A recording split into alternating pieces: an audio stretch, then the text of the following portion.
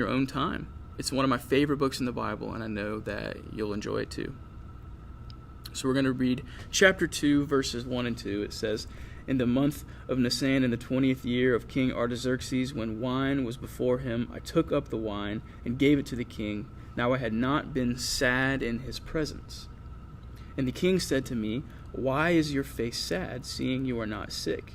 This is nothing but sadness of the heart.'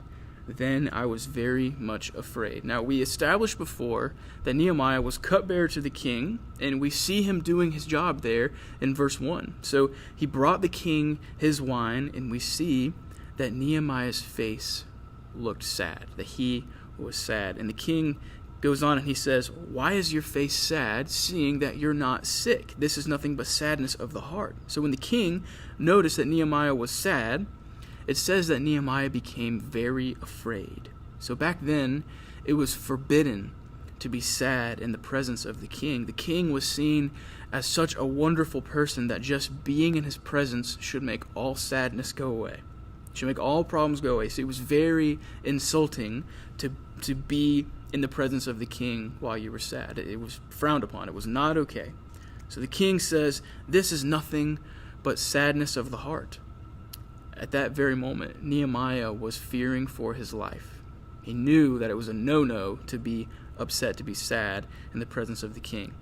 Now, Nehemiah was also afraid because he knew that it was time to ask the king something very important. So Nehemiah, he looks at the king and he says, "Long live the king." He wants to make sure the king knows that he is still loyal to him.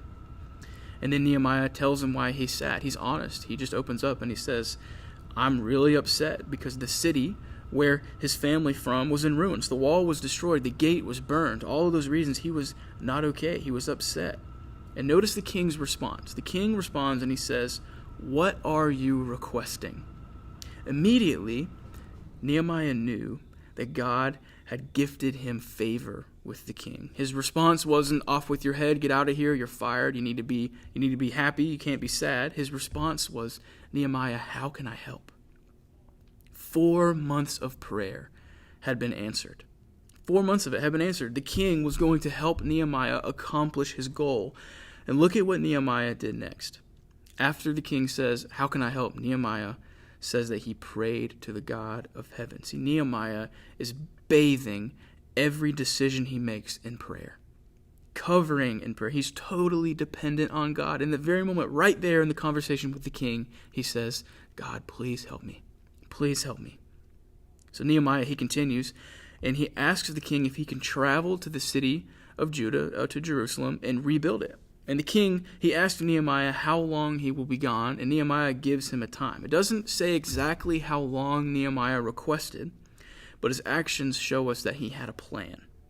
He asked the king for letters so he could travel through the city gates. See, the soldiers, they needed proof that he was sent on official business from the king in order for him to be able to travel through the cities.